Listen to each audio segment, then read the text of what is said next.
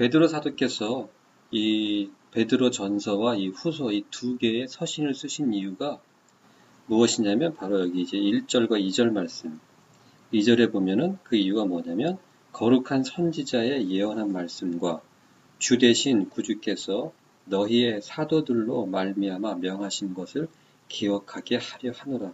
기억하게 하기 위해서. 그러니까 구약 시대에 선지자, 하나님께서 선지자를 통하여 말씀하신 그 예언의 말씀과 그리고 이제 예수님이 오시고 그 후에 성령님의 오심으로 그 사도들을 통하여 하신 그 말씀들을 기억하게 하기 위해서 하나님께서 백성들이 특히 하나님의 백성들 그들이 하나님을 향하여 죄를 범하는 그 이유가 하나님의 말씀을 기억하지 않는 거예요. 자기 마음에 좋은 게 딱 눈앞에 보이면 이제 뭐 딱 그것만 보이는 거예요. 자기가 원하는 그것. 눈에 보이는 건 어떻게 보면 너무 감각적인 것이기 때문에 육에 속한 사람들에게는 진리의 말씀이든 아니면 그 심성을 위한 충고 이러한 것보다 더 와닿는 거예요. 마음에 와닿는 게 뭐냐면 눈으로 봐야지 마음에 와닿게 되는 겁니다. 육에 속한 사람들.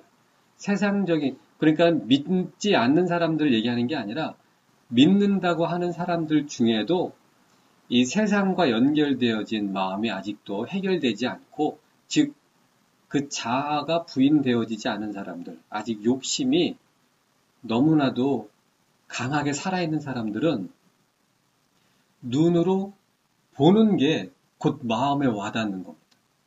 진리의 말씀 눈에 보이지 않지 않아요? 눈에 보이지 않는 그 진리의 말씀이 마음에 와닿기보다는 자기의 눈에 보이고 자기가 만질 수 있고 그 물질적으로 체험할 수 있는 것 그런 것들이 더 마음에 와닿는 겁니다. 그래서 그런 사람들은 보이지 않는 걸로 생각하고 보이지 않는 걸로 행동하지 않습니다. 절대 그렇게 행동 안 해요. 보이는 걸로 행동합니다. 보는 것을 따라 행동합니다. 보는 것을 따라 행동하기 때문에 말씀을 들어도 말씀을 기억을 못해요.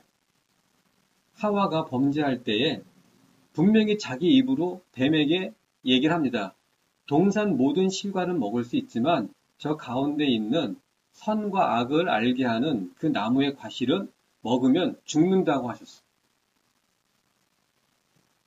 만지지도 말고 먹지도 말라고 하셨어.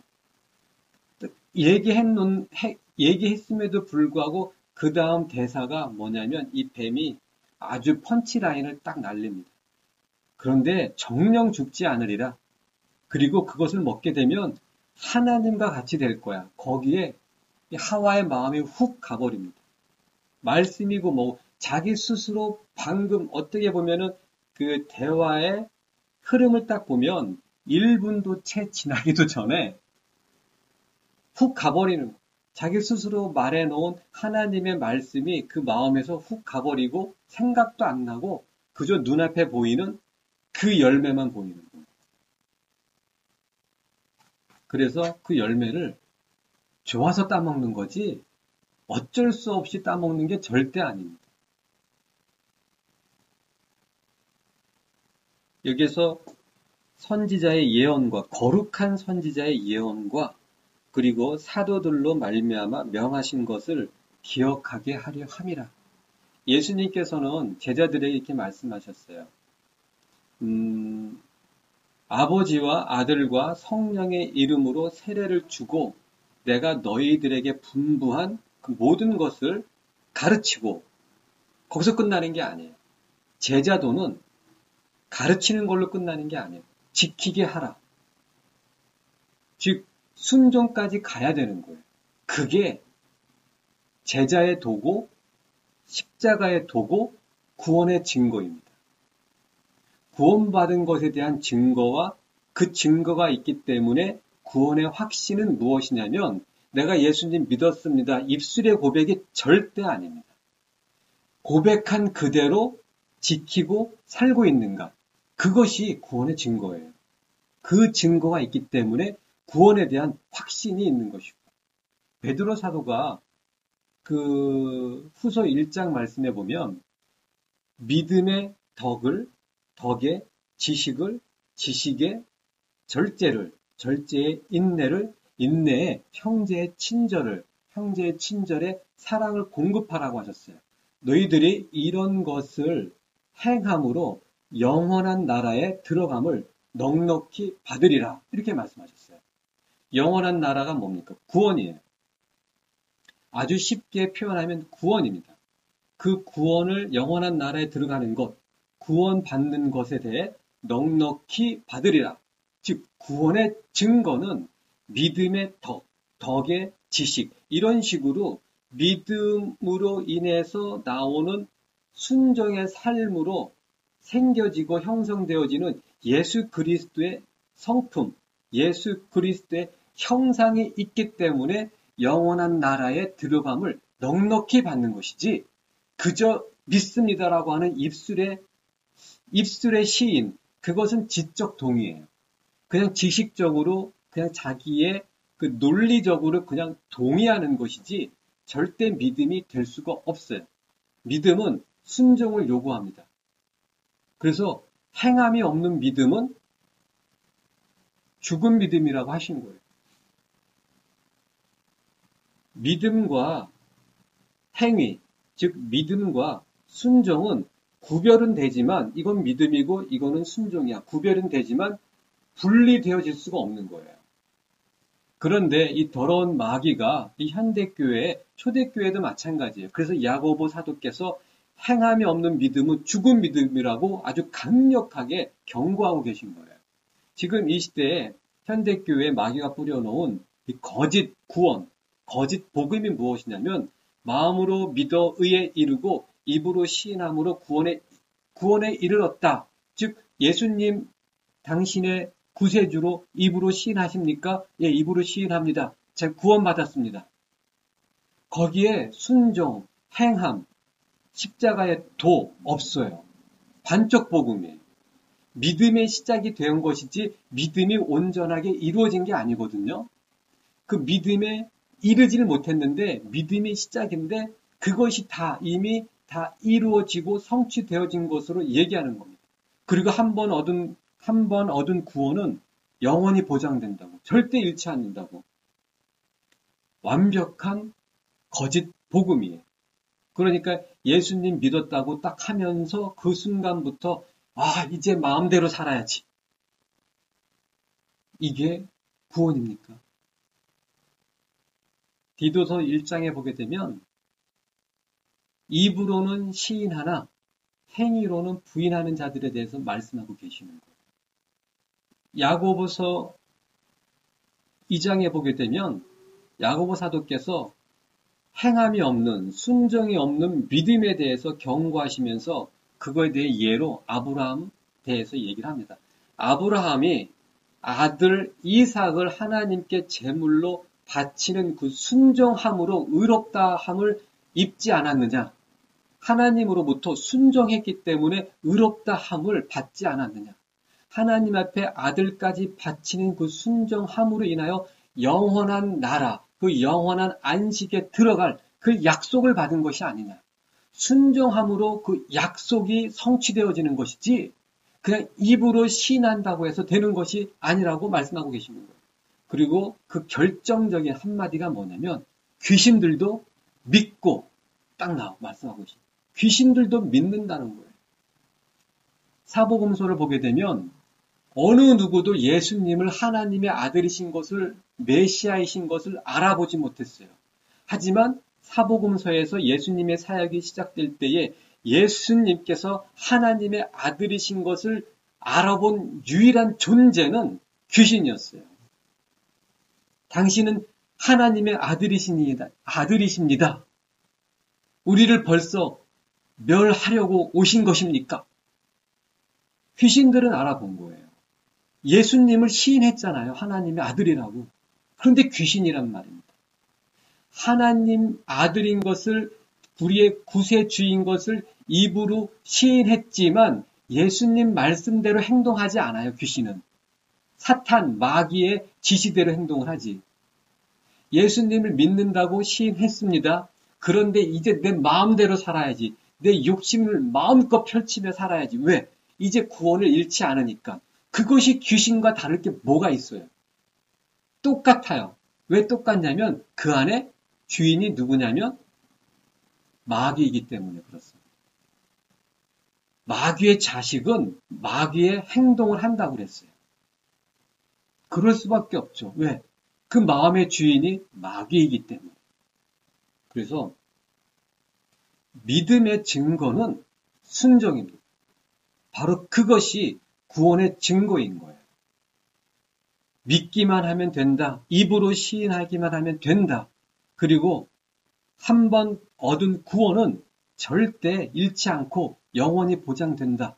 이러한 반쪽 복음, 거짓 복음은 지금 이 시대에 욕심대로 살고도 싶고 이 세상에서 자기 욕심대로 살고 싶고 그리고 결국에 가서는 천국에도 가고 싶은 그러한 욕심의 종결자들에게는 너무 입맛에 딱 맞는 거짓 복음입니다. 그렇기 때문에 이 거짓 복음이 너무나도 자기 입맛에 맞기 때문에 그 유혹을 뿌리칠 수 없는 것입니다. 결국엔 그걸 쫓아감으로 지옥에 가는 것입니다.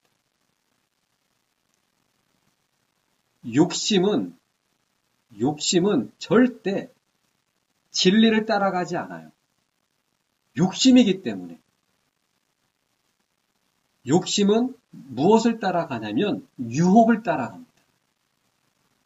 템테이션, 유혹. 이 유혹은 누가 주자면 마귀가 아주 전문가죠. 그래서 예수님을 믿는다고 할지라도 이 마음에 욕심대로 살고 싶은 이 세상에서 좀 즐기면서 살기를 원하는 사람들, 그 욕심을 살살살살 채워줄 수 있는 거짓 복음을 딱 펼쳐놓기만 하니까, 문만 열어놓으니까 알아서들 찾아 들어오는 겁니다. 그게 바로 거짓 복음인 거예요.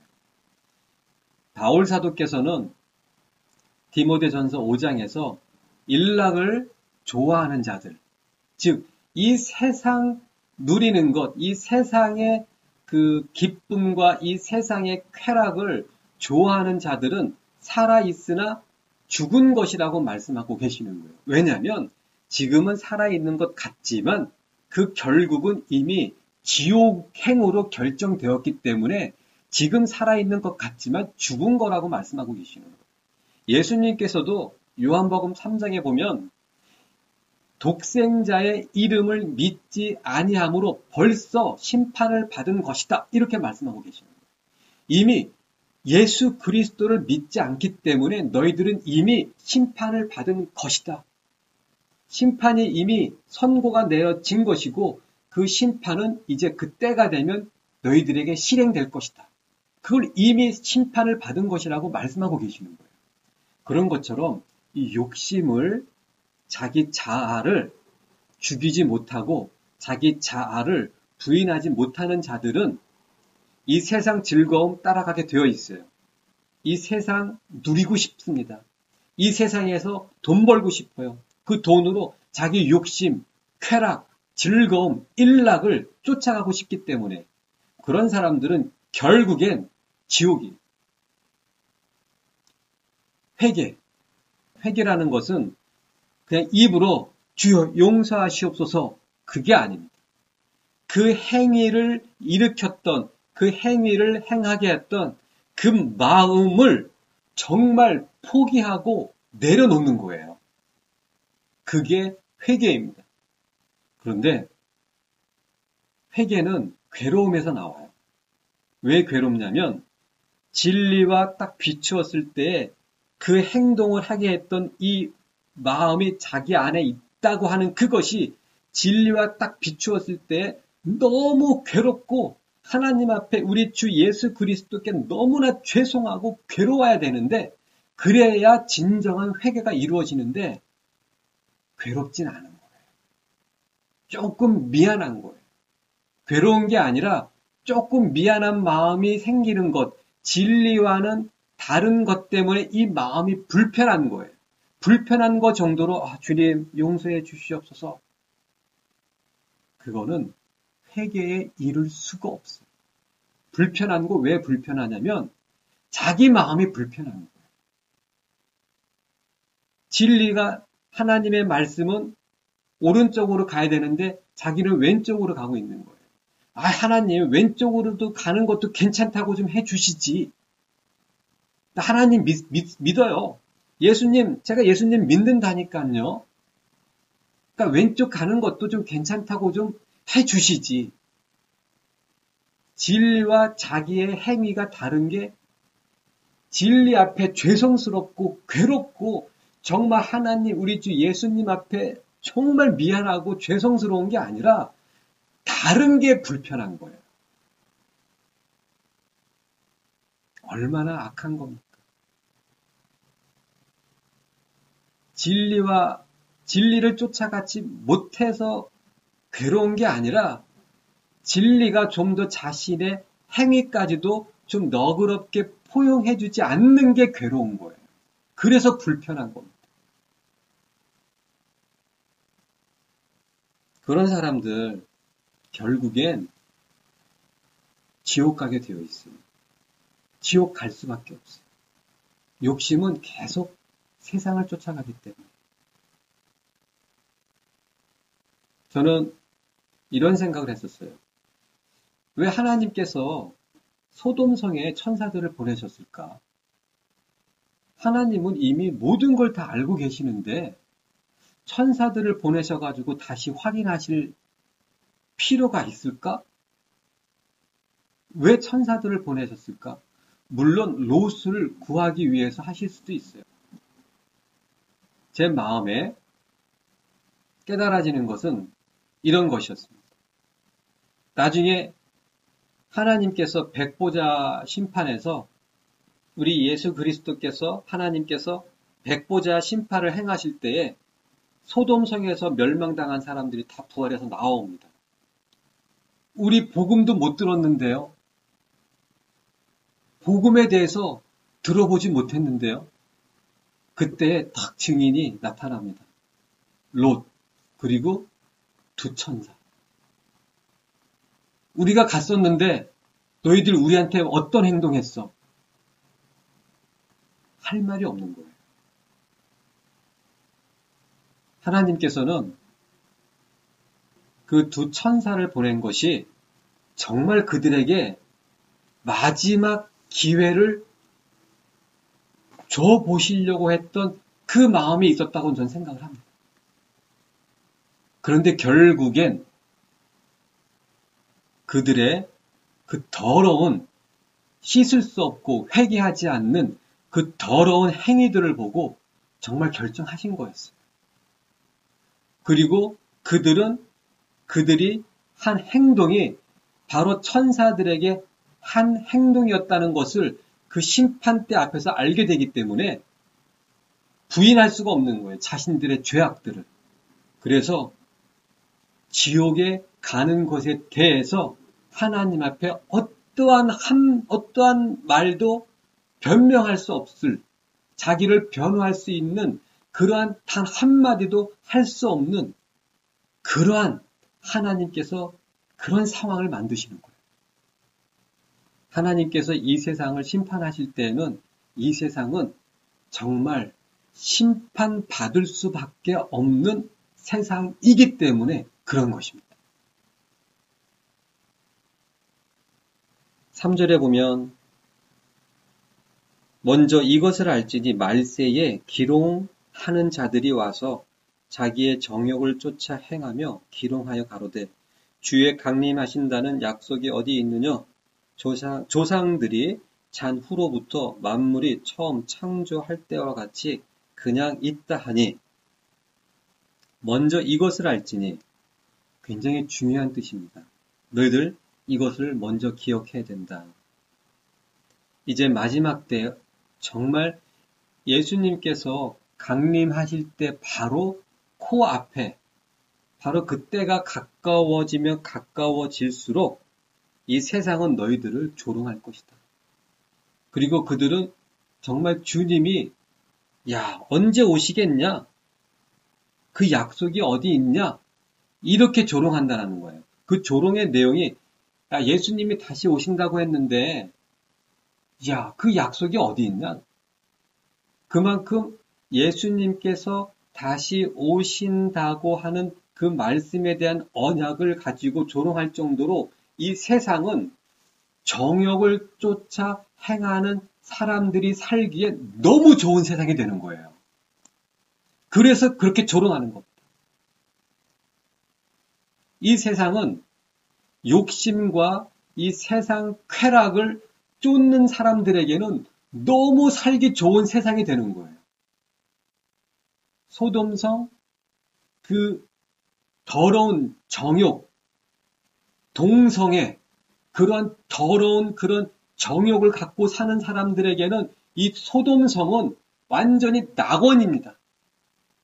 완전히 낙원이에요.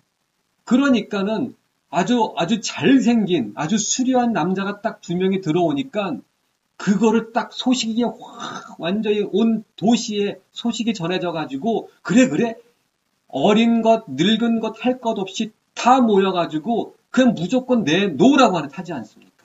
우리가 그들과 성관계를 갖겠다고. 와, 세상에 법도 없어요. 질서도 없어요. 양심도 없어요. 상식도 없어요. 예의도 없어요. 즉 욕심대로 그 더러운 정욕대로 사는 사람들에게는 너무나 살기 좋은 세상이 되었을 때에 우리 예수님께서 오신다고 하는 것입니다. 지금 이 세상을 둘러보시기 바랍니다. 방금 드린 그 말씀의 내용을 부정할 수 있겠어요? 저는 부정 못해요. 더러운 욕심대로 그 더러운 그 정욕을 갖고 사는 사람들에게는 이 세상이 돈 몇 푼만 있으면 얼마든지 얼마나 살기 좋은 세상입니까? 그래서 돈 그러는 거예요. 왜? 돈만 있으면 자기 더러운 그 욕심과 더러운 그 정욕들을 마음대로 채울 수 있기 때문에. 그래서 돈 그러는 거예요. 돈이 곧 그들의 신이 된 것입니다. 그래서 그들은 예수님이 오신다고 콧방귀도 안 낍니다. 이렇게 지금 살기 좋은데. 거리에 나가서 이제 곧 예수님께서 이 땅에 오시고 이 땅을 불로 심판하십니다. 아이고 미쳤구만. 지금 이 세상이 얼마나 살기 좋은데. 얼마나 평안하고 얼마나 안전한 세상인데. 기억하시죠? 데살로니가 전서 5장 말씀이 너희가 평안하다 안전하다 할 그때에 도적같이 오신다고 말씀하셨어요. 베드로 사도께서도 똑같은 말씀을 하고 계시는 겁니다. 그러나 주의 날이 도적같이 오리니 주님의 오심이 도적같이 오신다고 말씀하고 계시는 거예요. 이 세상이 죄가 가득하고 그리고 사람들의 모든 욕심이 결국에는 그 음란하고 그 더러운 정욕을 쏟아붓는데 몰두하고 있고 그런 세상을 바라보면서 마음이 너무 아프고 그렇지만 그러면서 동시에 주여 오실 때가 됐군요. 우리의 신랑을 만날 생각을 하게 되면 정말 기쁨이 넘칩니다. 이 세상을 바라보면 너무나 아프고 괴롭지만 앞으로 속히 오실 우리의 영원한 신랑 되신 우리 주 예수 그리스도를 얼굴을 맞대고 뵐 날을 생각하면 또 너무 기쁜 것입니다. 우리 주님은 다시 오심을 더 간절히 사모하며 순간순간 하루하루의 삶을 말씀으로 자아를 죽이고 욕심을 죽이고 오직 예수 그리스도의 형상만이 나타나는 삶을 살아야만 합니다.